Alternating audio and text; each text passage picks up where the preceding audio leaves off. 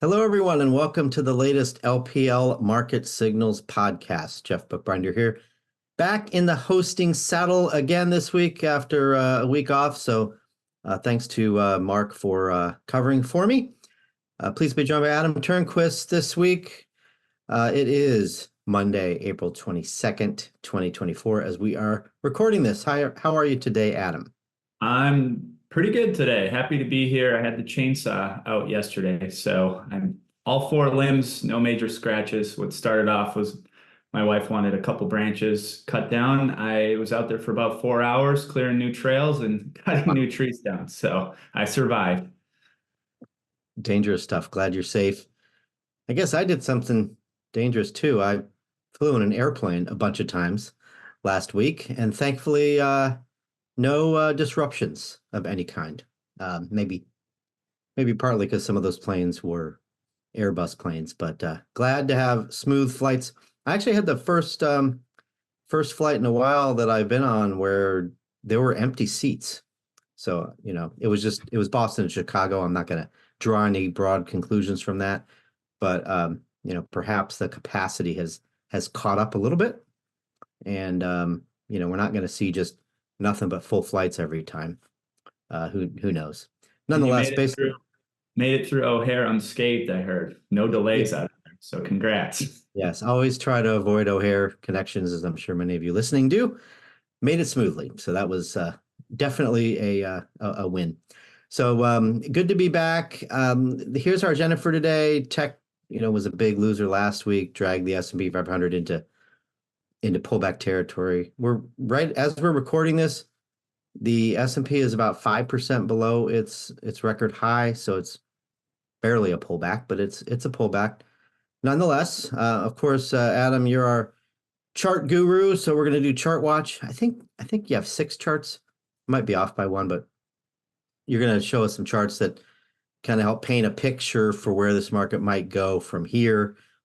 Next, of course, we started earnings season last week. I guess it was the Friday before, but really got going last week. And now this is a huge week for earnings. So we'll talk about some of the early takeaways. There's not much, frankly, to take away, but some of the perspective around the numbers is helpful. And then finally, we'll preview the week ahead, as we always do: GDP, PCE, inflation, and earnings. So, starting with the recap of last week, I'll let you give us some technical insight on the chart, Adam, but I will just say it really looked like it was, just two factors, right? It's rates rising as the market prices out Fed rate cuts. That was one. And number two, of course, geopolitics and war in the Middle East. I didn't really see enough from earnings to say that was part of the story, but I think it's fair to say that when you have high valuations and you get some of these concerns, you might drop a little bit more than you would otherwise. So that's really high level what I think was going on last week. Maybe you would add to that list, but what are the charts, or at least this chart, the S&P, telling us about maybe where we'll find our footing? Yeah, so I think the market was overbought, really looking for an excuse to maybe sell off and correct a little bit. And all the reasons you listed are certainly valid when you think about what's going on with earnings valuations, the geopolitical risk in the market, of course. And technically here, you can see the S&P 500 violating its shorter term uptrend.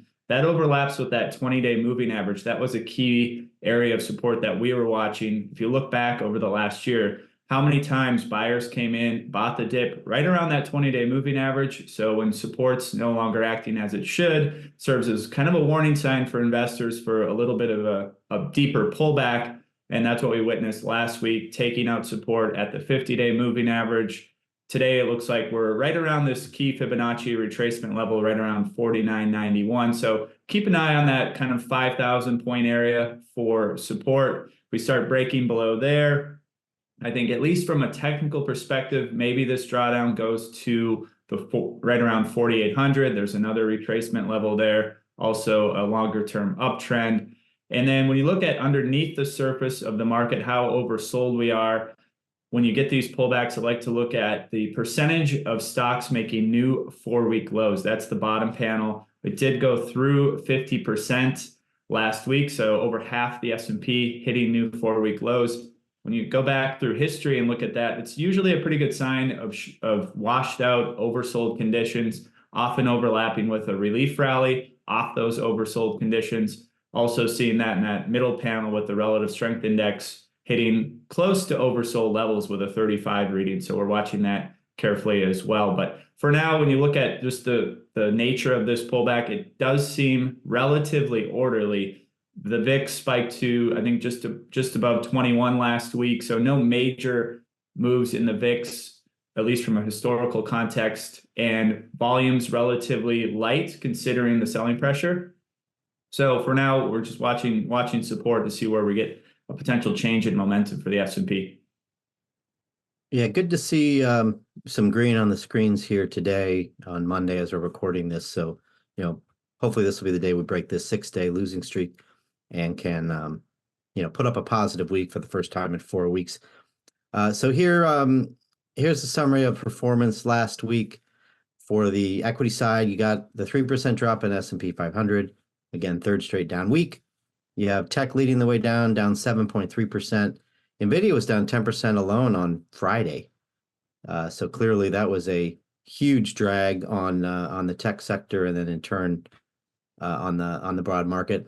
I guess the good news here maybe is financials. I think most financials were up on Friday, and financials ended up positive for the week. So that's certainly a sector to watch. And then energy, you'll talk about that. I know a little bit more here. We got a slide on it. Energy's, wasn't a huge winner last week or anything, but it's actually shown that it can do pretty well here, even as the rest of the market pulls back.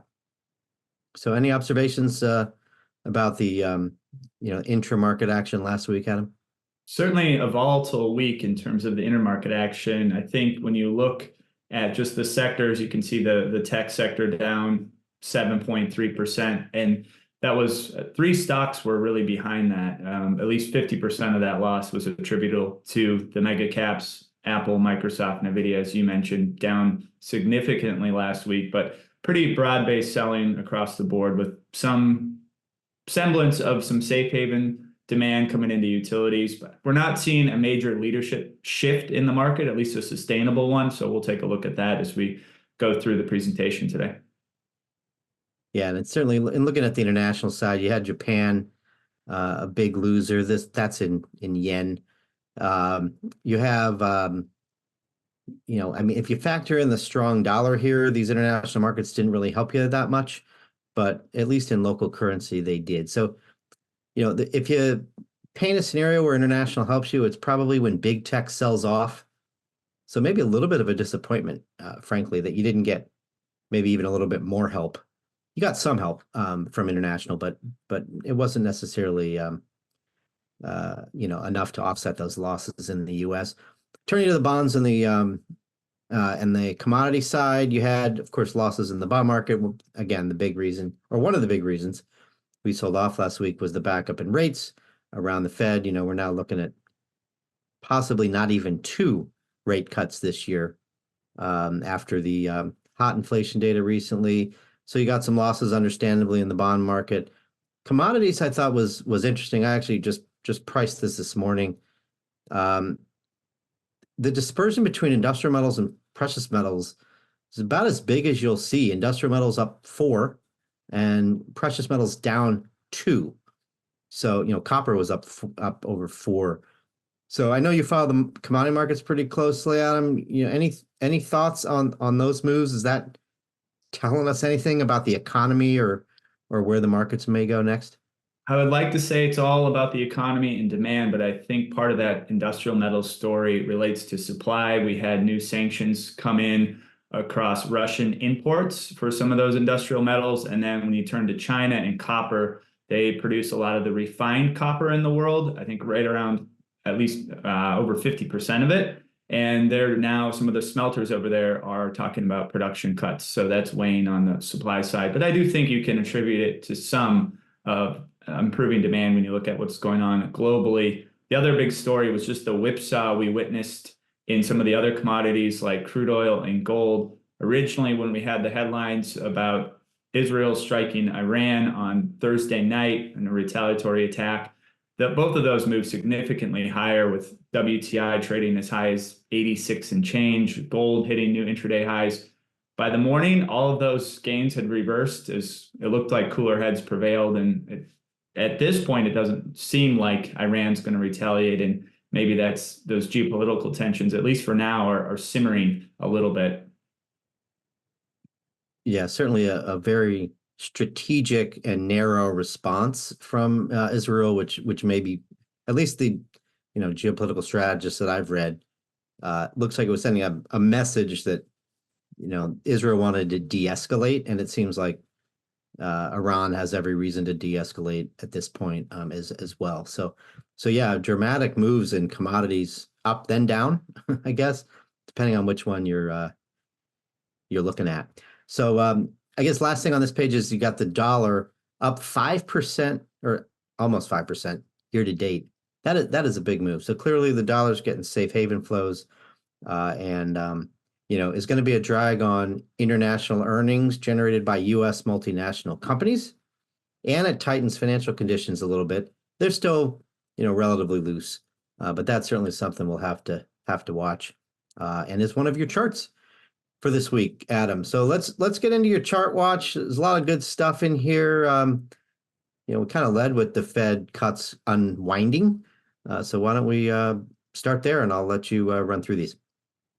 So when we walk through this chart, it's highlighting the number of Fed rate cuts priced in. This is by December of 2024. And if you zoom to the beginning of the year, that January kind of timeframe on the left side of that chart, you can see the market pricing in anywhere from 6 to 7 rate cuts by year end. If you flash back, the narrative back when we started the year was this Goldilocks economy where inflation is not too hot, growth is not too cool, and it's that proverbial porridge that's just right. And the expectations did not prove to be, at least for now, accurate, with the market re-rating significantly in terms of those rate cut expectations. Now we're talking 1, maybe 2 rate cuts for this year. But I think it's important to step back and realize why that change in the narrative has occurred. And it's really been resilient U.S. economic data, notably the jobs market.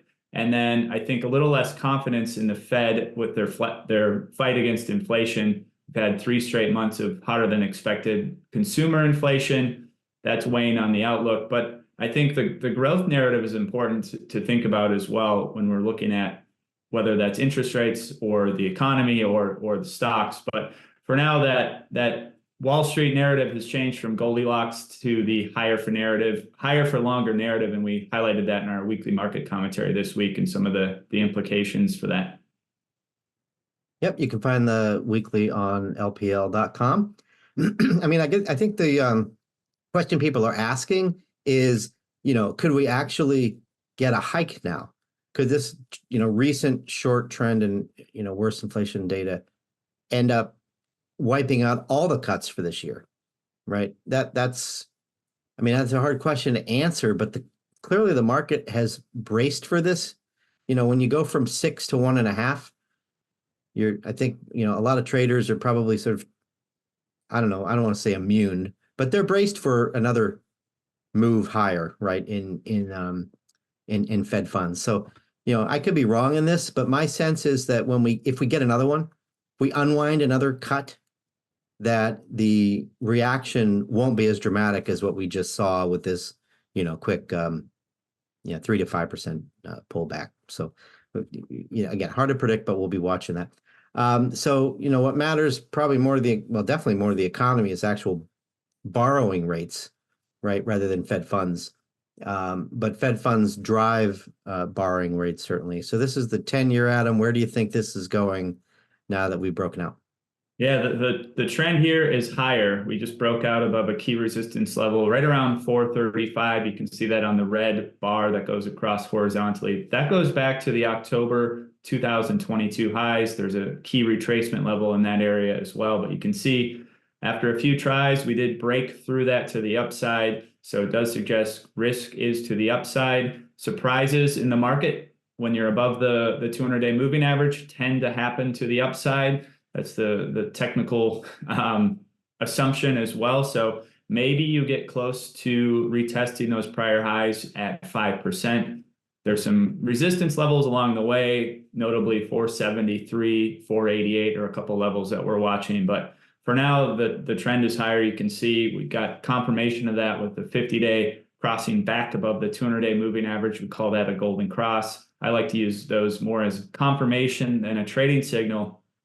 But what's surprising when you look at the correlation between 10-year yields and the S&P 500 now versus, for example, last summer when we last broke out above 435, they're almost even, we'll call it. We're still negative, but not by anywhere near where we were last summer. That was a pretty big tipping point for risk appetite. If you go back to July of 2023, when rates moved too high too fast, equity sold off, and we had about a 10% correction going into October. Right now, you can see on that bottom panel where the correlation is near that zero line. I think that's suggesting maybe the market is expecting the economy to hold up a little bit better than the last time we were at this point, and being able to absorb higher rates just given some of the economic data.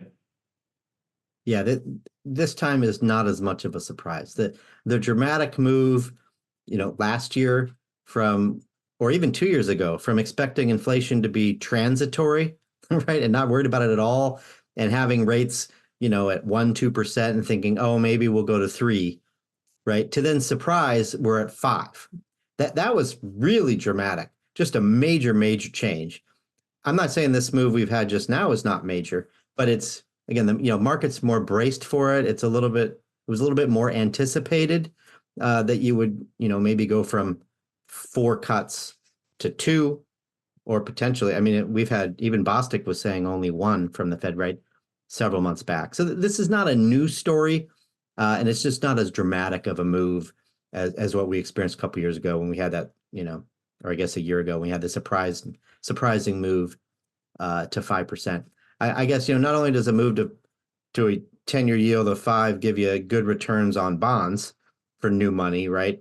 That's the upside, but it also supports the dollar, right? You have safe haven flows helping support the dollar, but you also have, a higher yield attracting flows into the U.S., bond flows in particular. I know bond flows have been pretty strong here lately.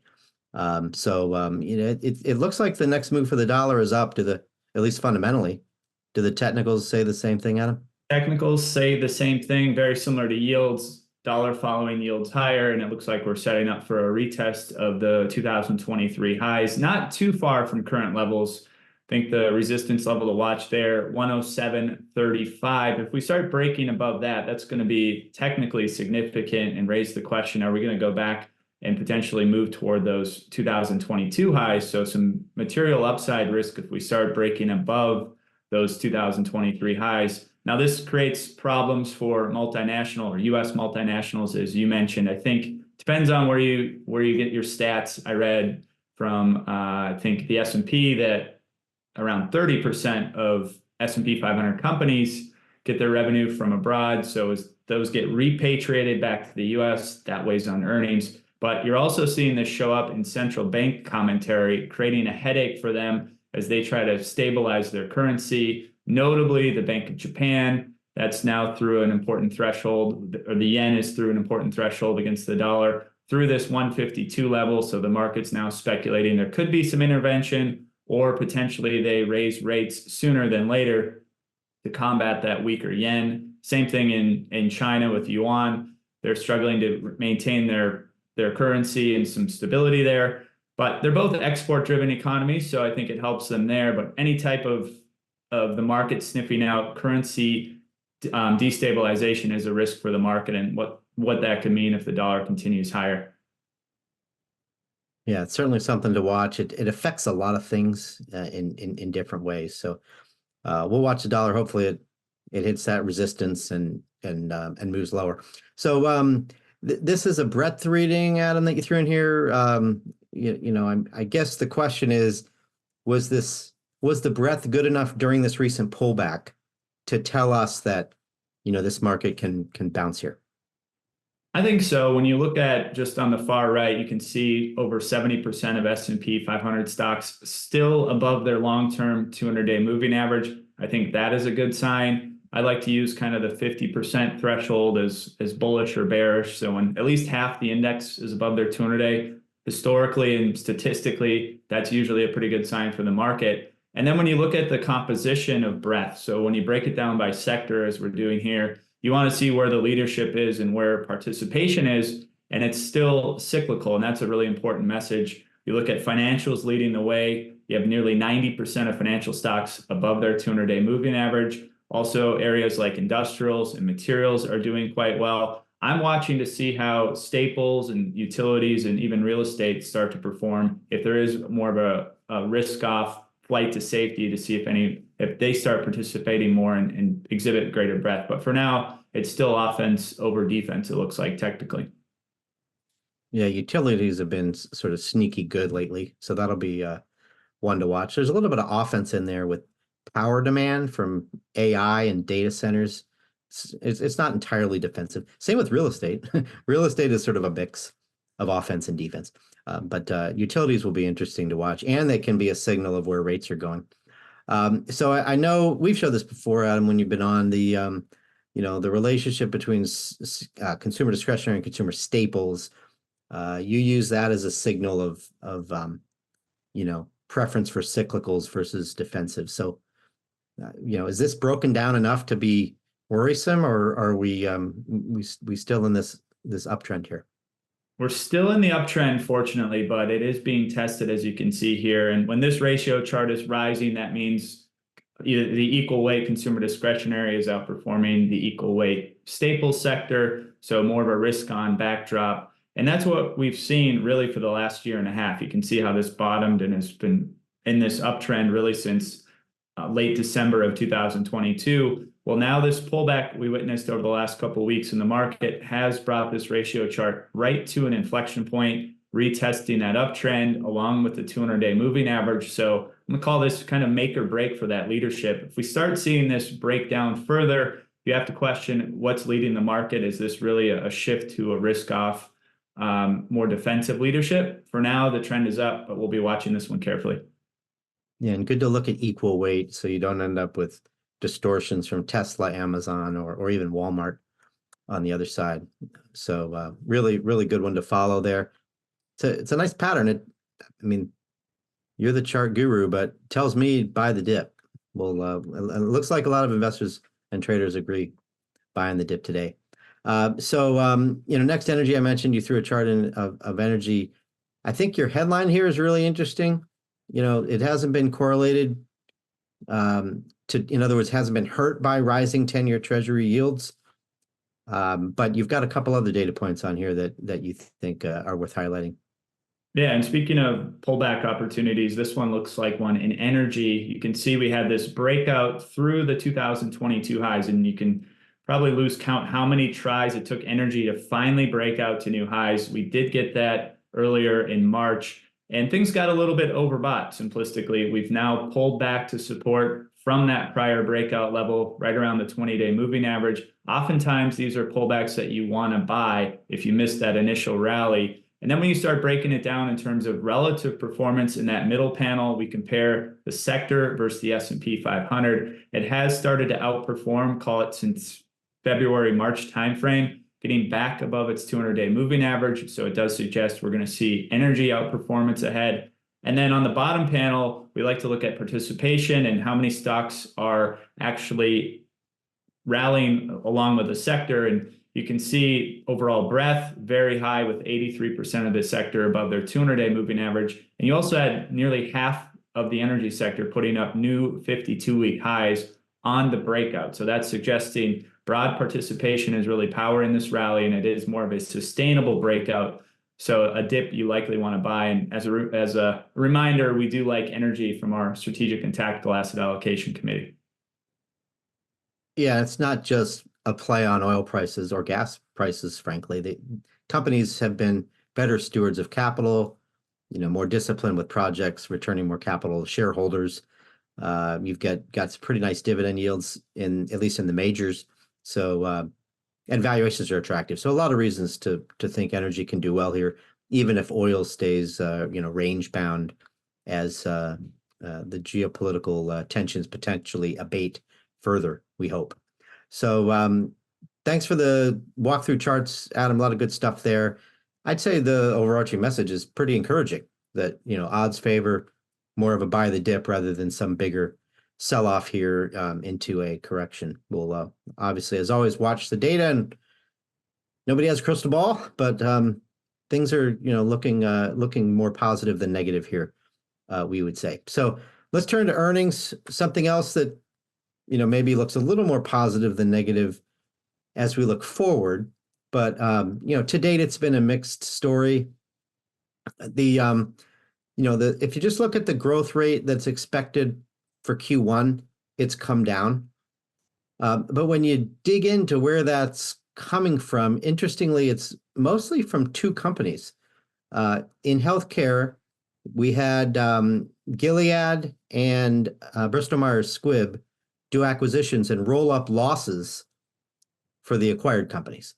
So the analysts took their estimates way down to incorporate those acquired losses that weren't previously part of the S&P 500. And you're talking about a couple points just from that alone.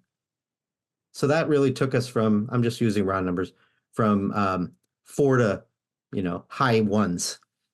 And then, so now we're tracking to up 1 instead of up 4. The other piece is actually kind of spread out. I looked at all the sector estimate revisions, and you got a little bit from tech coming out, a little bit from industrials, a little bit from materials, a little bit from consumer discretionary. It's nothing really dramatic. The biggest chunk is that healthcare piece. So, that's obviously not recurring. So it's not enough to say that this earnings season's off to a bad start. So I call it mixed. Now, the best reason to call it mixed rather than bad or soft is the what's happened with the estimates. The estimates for S&P 500 earnings over the next 4 quarters have actually gone up over the last couple of weeks, which is probably surprising to some of you because the stock market hasn't done well, obviously, during that period. What that means is stocks have just gotten a little bit cheaper. So this actually points more to buy the dip than exacerbate the sell-off. So that's a real positive. Now, it's early. It's 72 S&P 500 companies that have reported, and that's it. We get more than double that this week with about 160 S&P 500 companies reporting. So, take this a little bit with a grain of salt, but, I'll say a pretty good start so far. Adam, anything stand out to you so far in earnings? I know it's mostly been financials so far. Anything? No, I'm glad you walked through the EPS growth because I was trying to figure out why it dropped. I haven't, as a technician, I'm not day to day looking at growth rates. And one week it was much higher, and I'm glad you explained that. So some good color there. But it's going to be a busy week of earnings and with some of the mega caps. So it should be interesting to see how that all plays out with a relatively busy economic calendar ahead. Yes, absolutely. Good segue. We're both learning on this Monday because I didn't realize that the big techs were half of the decline last week in the terms of contributions. I don't always look at individual stock contributions to total, but that's something good certainly to know. So let's look at the weekly calendar here. It's really, I think, all about the PCE deflator, the Fed's preferred inflation measure, and frankly, maybe make or break is too strong, but the market really needs an inline number here. And I think you're going to see a nice sigh of relief if we get one. The consensus is for 0.3% month over month for the headline and for the core reading. The core, of course, being more important to the Fed. And then the year over year on the core, 2.7. So lower than the CPI, largely because of the different way that real estate is figured in. So that's the key number of the week. That is on Friday morning, 8:30 Eastern time. I don't know that the GDP report's going to be market moving, but it always gets a lot of headlines just because it's representative of the whole economy, right? It's the best read on, I guess, overall economic growth that we get quarter to quarter. So 2.5% consensus.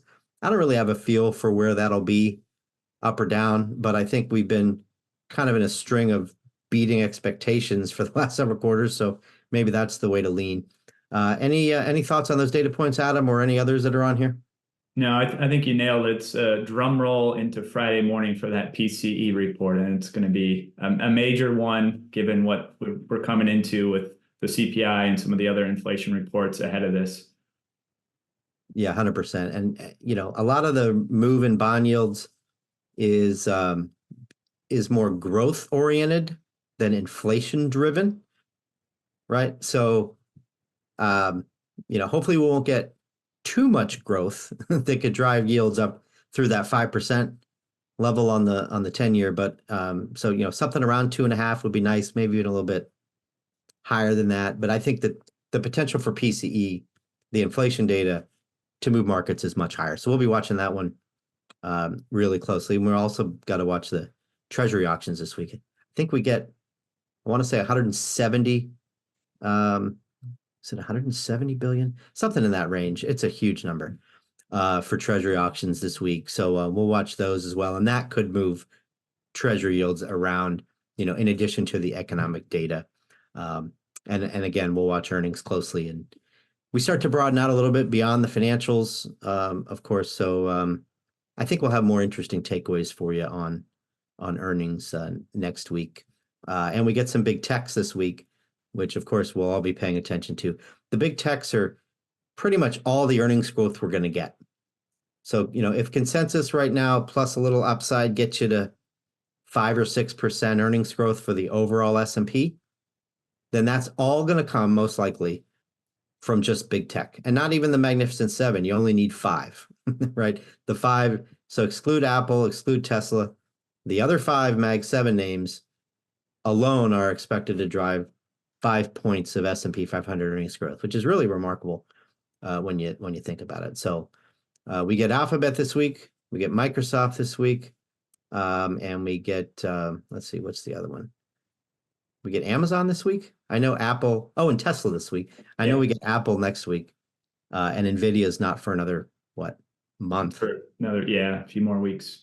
So it's a big earnings week. Once you start getting the big techs, you're really in the sweet spot for whether it's going to be, a good season or not. So that is all I got. Anything else on your mind here to close us out, Adam? Nothing much. Just continue to watch the tape here and see where support lands if we get any type of relief rally on the technicals. Yeah, absolutely. Hopefully we can get a 5 handle on this S&P and stay there. But certainly, we're more inclined to hold our neutral equity asset allocation recommendation here rather than sell after the weakness. Frankly, we're probably closer to buying the dip than selling the rip. So thanks for that, Adam, for a great walk through all those charts that hopefully gave all of you a good sense of where we're at. I think this is one of those markets where you really have to peel back the onion, as I like to say, to learn about what's going on, because there's a lot of I use this term, which I think I got from Liz Ann Saunders at Schwab, the duck market, right? It looks calm on the surface sometimes, but underneath there's furious paddling, right? So, we're up 4% for the year, but boy, there's a lot of dispersion, right? And there's a lot going on under the surface. So we'll keep digging into the numbers for you and figure out what's going on, when sometimes just the main headline of where the S&P is going is not quite enough. So thanks, Adam, for helping me and helping everybody else, all of our listeners, understand that. So with that, thanks everybody for joining. Thanks as always for your support of LPL Market Signals, and we'll be back with you next week. Take care, everybody.